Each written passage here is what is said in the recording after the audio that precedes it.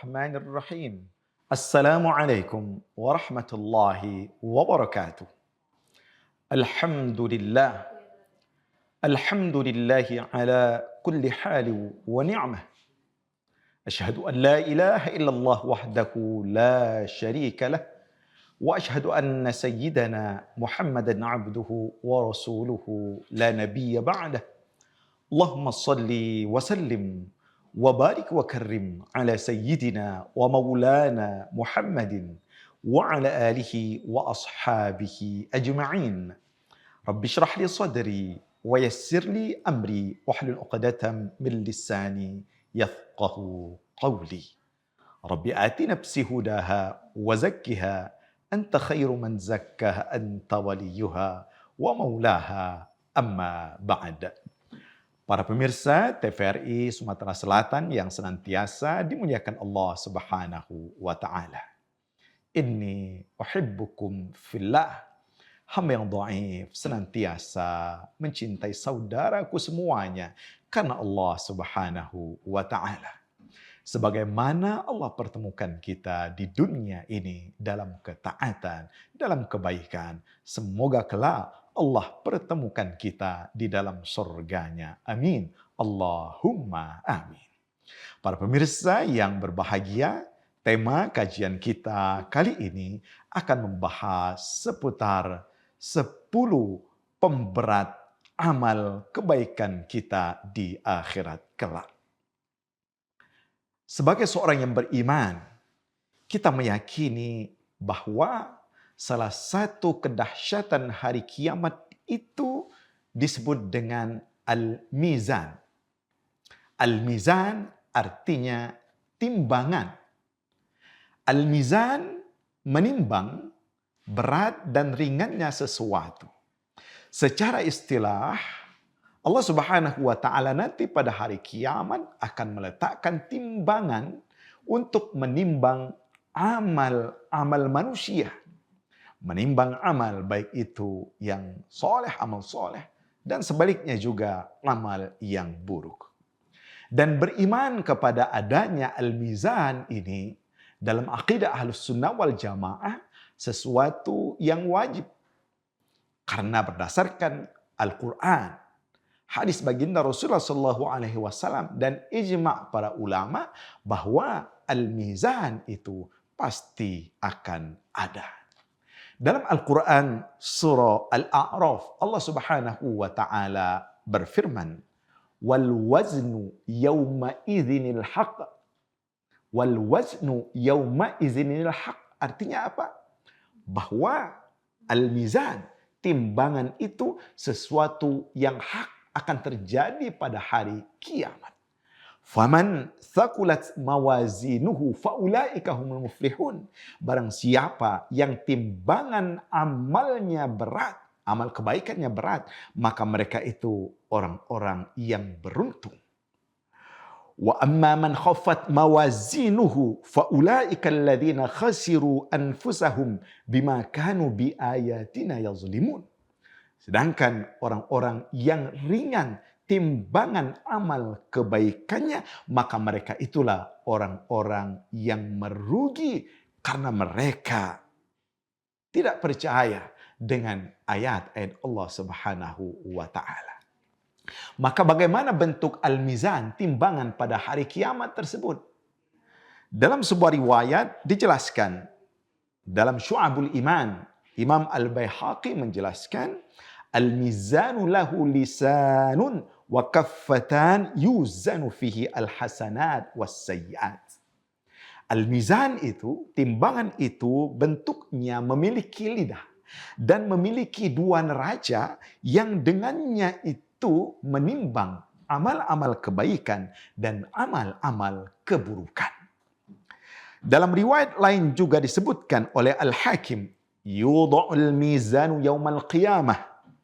Pada hari kiamat nanti mizan timbangan itu akan ditegakkan. Falau wuzina fihi samawati wal ardu lawasi'at. Apabila langit dan bumi ini ditimbang, maka memungkinkan karena saking besar dan luasnya timbangan tersebut. Fataqulul malaikah, saat itu malaikat bertanya, ya Rabb, liman hadza yazinu? Ya Allah, untuk siapa timbangan ini ya Allah? Maka Allah Subhanahu wa taala mengatakan, liman syi'tu min khalqi. Timbangan ini untuk siapa saja yang aku kehendaki untuk aku timbang. Fataqulul malaikatu subhanaka ma abadnaka haqqa ibadatika. Maha suci engkau ya Allah, kami belum bisa beribadah kepadamu dengan sepenuhnya. Pemirsa yang dimuliakan Allah Subhanahu wa taala, artinya dalam mazhab Ahlussunnah wal Jamaah, al-mizan ini sifatnya hakiki. Artinya dia betul-betul secara hakikat akan ada dan dia memiliki dua neraca. Satu neraca untuk timbangan kebaikan dan sebelahnya adalah untuk timbangan keburukan. Nah, Imam Hasan al-Basri ketika menjelaskan hal ini, beliau mengatakan bahwa jumlah al-mizan itu lebih dari satu. Bahkan setiap mukallaf memiliki mizan, timbangan. Tetapi pendapat ini dibantah oleh para ulama. Kenapa? Karena sesungguhnya al-mizan itu hanya satu.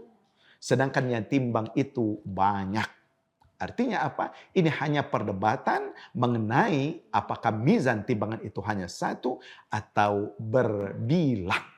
Tetapi Ibnu Hajar Asqalani menjelaskan bahwa timbangan itu satu dan tidak usah bingung bagaimana Allah menimbangnya. Kenapa? Karena urusan hari kiamat itu tidak bisa dilogikakan oleh akal manusia yang sempit ini. Karena takarannya berbeda dengan takaran manusia. Nah, pertanyaan berikutnya, apa yang akan ditimbang pada hari kiamat tersebut? Yang akan ditimbang, kata para ulama, yang pertama, pendapat pertama mengatakan yang akan ditimbang adalah amal perbuatan seseorang.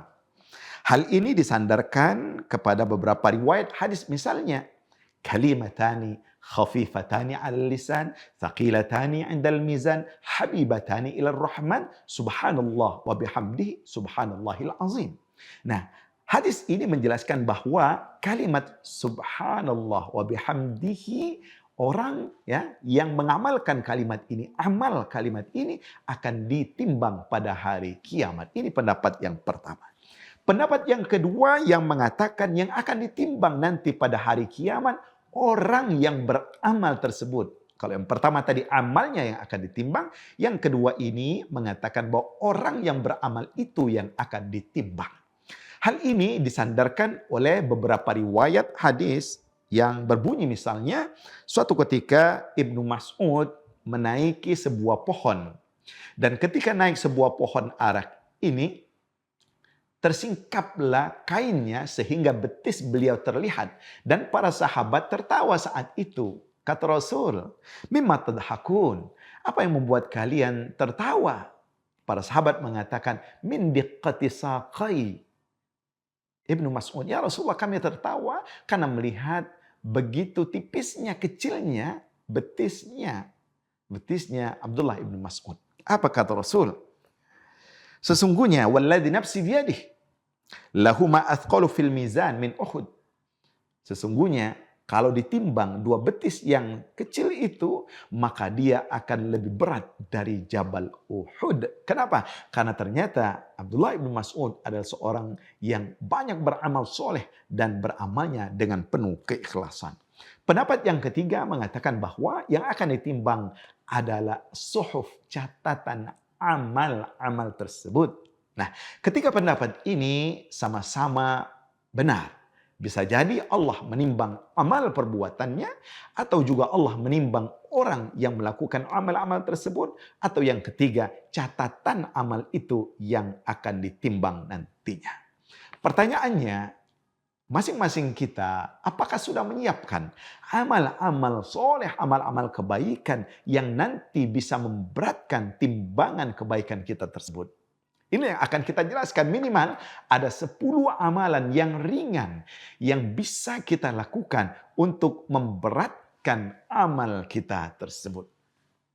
Yang pertama dijelaskan dalam sebuah riwayat bahwasanya yang membuat timbangan itu menjadi berat adalah kalimat tauhid, ucapan la ilaha illallah. Nah, dalam sebuah riwayat disebutkan, ringkasnya riwayat ini berbunyi bahawa nanti pada hari kiamat Allah Subhanahu wa taala akan mendatangkan seorang hamba di hadapan makhluk-makhluk Allah yang lainnya. Lalu akan dihadirkan kepada orang tersebut tis'atan wa tis'ina sijillan, 99 catatan, buku catatan. Di mana tebalnya buku catatan ini maddal basar, sepanjang mata melihat. Lalu Allah Subhanahu wa taala bertanya, apakah engkau mengingkari tulisan yang ada di dalam catatan ini? Hamba itu mengatakan, la, ya, tidak ya Allah. Apakah pencatat amalku ini, pencatat amal-amal kalian ini berbuat zalim kepada kalian? Hamba ini mengatakan, tidak ya Allah. Lalu Allah bertanya, apakah engkau punya uzur, alasan kenapa engkau melakukan maksiat? Tidak ya Allah. Lalu ditanya lagi, apakah engkau memiliki kebaikan? Tidak ya Allah. Maka kata Allah Subhanahu wa taala pada hari itu, la zulmal yaum. Hari ini tidak ada kezaliman dan engkau memiliki amal kebaikan. Lalu dikeluarkanlah satu kartu. Dan hadis ini disebut dengan hadis bitoqoh. Kartu yang di dalamnya berbunyi asyhadu an la ilaha illallah wa asyhadu anna Muhammadan abduhu wa rasuluhu. Nah, satu kartu kecil ini yang berisikan kalimat syahadat, kalimat tauhid, lalu Allah perintahkan kepada orang itu, silakan ditimbang amalmu. Maka orang itu mengatakan, ya Allah, bagaimana aku bisa ditimbang? 99 catatan amal burukku dibanding dengan satu kartu kecil yang berisikan kalimat la ilaha illallah. Lalu ketika ditimbang fatashat as-sijillat, maka ringanlah timbangan 99 sijil tadi, timbangan 99 catatan amal tadi, dan beratlah timbangan kartu yang berisikan kalimat la ilaha illallah. Jadi kata para ulama, seseorang yang ingin diberatkan timbangan amalnya pada hari kiamat, hendaknya memperbanyak kalimat tauhid, mengucapkan kalimat syahadah, asyhadu an la ilaha illallah wa asyhadu anna Muhammadan abduhu wa rasuluh, atau kalimat la ilaha illallah. Kemudian yang kedua, amalan yang bisa memberatkan timbangan kita di akhirat kelak, husnul khuluq, akhlak yang baik, akhlak yang mulia yang nanti akan menjadi pemberat timbangan amal kita di akhirat. Kita akan lanjutkan setelah yang satu ini.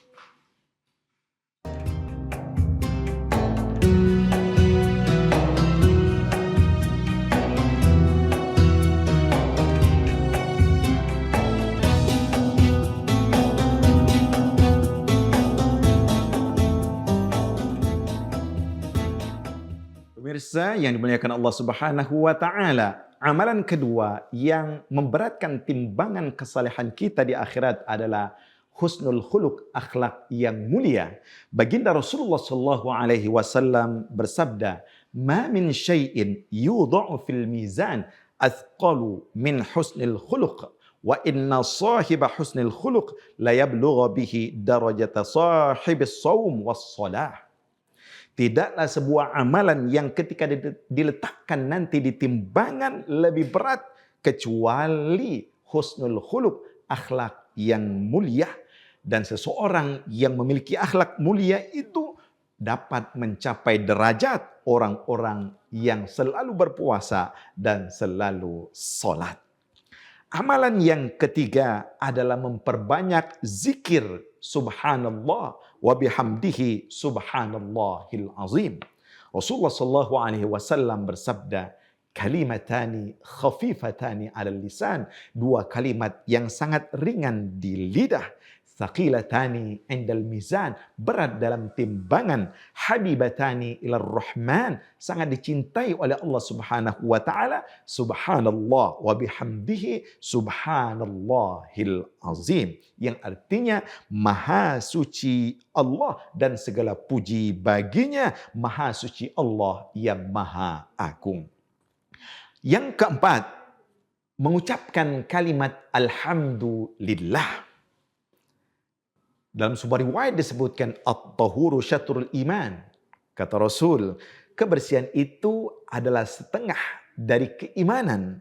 Walhamdulillahi tamla'ul mizan, dan ucapan alhamdulillah, segala puji bagi Allah Subhanahu wa taala, memenuhi al-mizan, memenuhi timbangan amal kebaikan. Wa subhanallah walhamdulillahi tamla'ani ma bainas samai wal ard, dan kalimat subhanallah walhamdulillah memenuhi antara langit dan bumi. Kemudian yang kelima, amalan ringan juga adalah seseorang yang bersabar. Disebutkan dalam hadis ini, bakhin li khamsin ma athqalahunna fil mizan. Kata Rasul, sangat beruntung kelima orang ini atau kelima hal ini. Sesungguhnya dia akan berat sekali timbangannya pada hari kiamat. Yang pertama, kalimat subhanallah walhamdulillah wala ilaha illallah wallahu akbar, dan yang kelimanya wal waladus solihu yutawaffa fayahtasibuhu walidahu, yaitu seseorang yang diuji dengan meninggal anak solehnya, anak yang baik. Boleh jadi solehnya karena amal perbuatannya, atau anaknya masih kecil diwafatkan oleh Allah Subhanahu wa taala, lalu dia bersabar atas ujian wafat anak yang disayangi tersebut. Kemudian yang keenam, amalan yang simpel juga yang akan memberatkan timbangan amal kita di akhirat itu adalah membiasakan zikir setelah sholat dan sebelum tidur. Dalam sebuah hadis disebutkan, kata Rasul, haslatani la yuhafidhu alaihima abdun muslimun illa dakhalal jannah huma yasir wa man ya'mal bihima qalil. Dua hal yang kalau dijaga oleh seorang muslim maka dia akan masuk surga. Ya, sangat singkat, sangat simpel, sangat mudah, tetapi yang mengerjakannya sangat sedikit. Apa itu? Yusabbihu fi duburi kulli salatin 'ashrah. Seseorang biasa membaca tasbih minimal 10 setelah solat. Wa yahmadu 'ashran, kemudian 10 juga mengucapkan alhamdulillah. Wa yakabbiru 'ashran, dan mengucapkan Allahu Akbar 10 kali juga. Fadzalika khamsuna wa mi'ah bil lisan. Maka kalau dikali dengan 5 kali solat, jumlahnya 150 kali kita ucapkan, namun pahalanya kata Rasul, wa alfun wa khamsumi'ah fil mizan, pahalanya 1.500 timbangan kebaikan untuknya. Kemudian zikir ketika akan tidur, wa yukabbiru arba'an wa thalathina, seseorang yang apabila hendak tidur dia membaca takbir 34 kali. Wa yahmadu thalasan wa thalathin, kemudian dia membaca tahmid alhamdulillah 33 kali. Wa yusabbih thalasan wa thalathin, kemudian dia juga membaca tasbih 33 kali. Fadzalika mi'ah, jumlahnya 100 kali, dan di timbangan amal kebaikan jumlah pahalanya 1000 kali lipat. Nah, berikutnya amal ibadah yang bisa kita kerjakan simple tetapi dia akan memberatkan timbangan seseorang pada hari kiamat adalah as-sadaqatu min kasbit thayyib, seseorang yang bersedekah dari harta yang baik dan halal. Rasulullah SAW bersabda, "Man tasaddaqa bi'idli tamratin min kasbin tayyibin wa la yaqbalullahu illa at-tayyib, fa innallaha yaqbaluha bi yaminihi thumma yurabbiha li sahibiha kama yurabbi ahadakum fuluwahu hatta takuna mithlal jabal." Yang artinya, barang siapa yang bersedekah semisal sebesar 1 biji korma dari harta yang halal, maka Allah Subhanahu wa taala tidak akan menerima sesuatu kecuali yang baik, yang halal, maka Allah akan menerima dengan tangan kanannya, lalu Allah akan mengembangkan harta yang disedekahkan itu. Tak ubahnya seseorang yang membesarkan hewan ternaknya, kudanya, sampai menjadi besar, dan nanti pahala sedekah itu akan menjadi besar sebesar Jabal Uhud. Ini artinya apa? Amal sedekah yang kita keluarkan walaupun sedikit, bukan urusannya banyak besarnya, tetapi dari harta yang halal, kemudian ikhlas karena Allah Subhanahu wa taala. Kemudian berikutnya yang ke-8, yaitu orang yang berwakaf. Disebutkan dalam sebuah riwayat, man ihtabasa farasan, barang siapa yang mewakafkan seekor kuda di jalan Allah Subhanahu wa taala, imanan billah, beriman karena Allah, wa tasdiqan biwa'dihi, meyakini janji Allah Subhanahu wa taala, fa inna shifa'ahu wa rayyahu wa rawsahu wa baulahu fi mizanihi yaumal qiyamah, sesungguhnya makanannya, minumannya, kotorannya, bahkan air seni kuda tersebut akan menjadi pemberat timbangan amalnya pada hari kiamat. Para ulama menjelaskan tidak hanya sebatas kuda, tetapi apapun yang kita wakafkan karena Allah Subhanahu wa taala, maka dia akan menjadi pemberat timbangan amal kebaikan kita di akhirat kelak. Selanjutnya yang ke-9 yang akan memberatkan timbangan amal seseorang adalah seseorang menyaksikan jenazah sampai menyolatkannya. Dan kalau dia menyaksikan sampai menguburkannya, dia akan mendapatkan 2 qirat. Artinya, apa itu qirat? Kata Rasul, mithlul jabalainil azimaini. Seseorang yang menyaksikan jenazah sampai menyolatkannya, maka dia akan mendapatkan pahala beratnya seperti 1 gunung. Lalu apabila dia selesai menyolatkan jenazahnya, kemudian ikut menguburkannya pula, maka dia akan mendapatkan 2 pahala, 2 qirat yang besarnya seperti gunung. Dalam sebuah riwayat lain disebutkan, walladzi nafsu Muhammadin biyadihi lahu athqal fi mizanihi min Uhud. Sesungguhnya dia itu nanti pada hari kiamat lebih berat dari Jabal Uhud. Kemudian yang terakhir, yang ke-10, yaitu mendawamkan zikir. Zikirnya berbunyi, subhanallah wa bihamdihi adada khalqihi wa ridha nafsihi wa zinata arshihi wa midada kalimatihi. Zikir ini memiliki keistimewaan yang luar biasa karena Rasulullah SAW mengatakan kepada ibunda Juwairiyah Ummul Mukminin, apabila engkau mendawamkannya, membacanya 3 kali minimal, maka dia akan mengalahkan amal yang engkau kerjakan dari subuh sampai siang hari.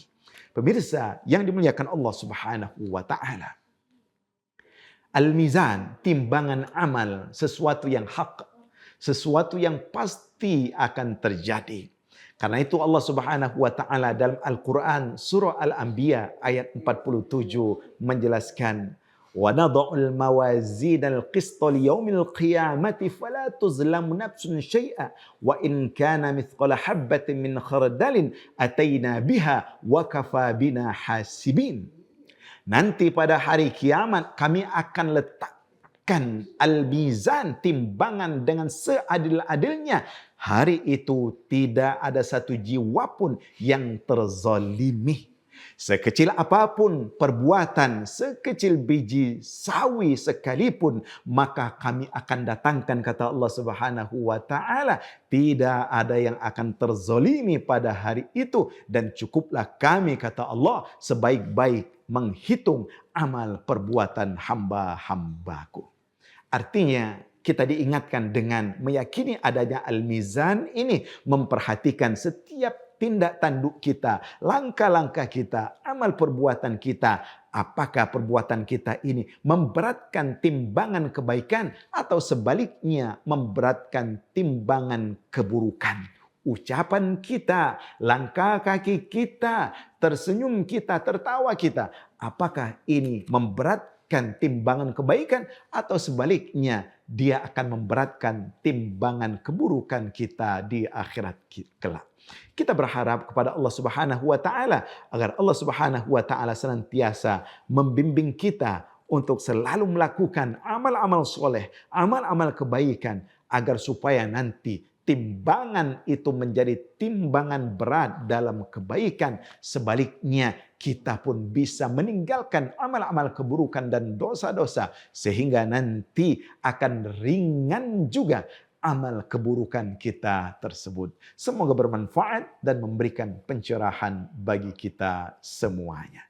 Rabbana zalamna anfusana wa illam taghfir lana wa tarhamna lanakunanna minal khasirin. Allahumma a'inna ala dzikrika wa syukrika wa husni ibadatik walhamdulillahi rabbil alamin. Wassalamu alaikum warahmatullahi wabarakatuh.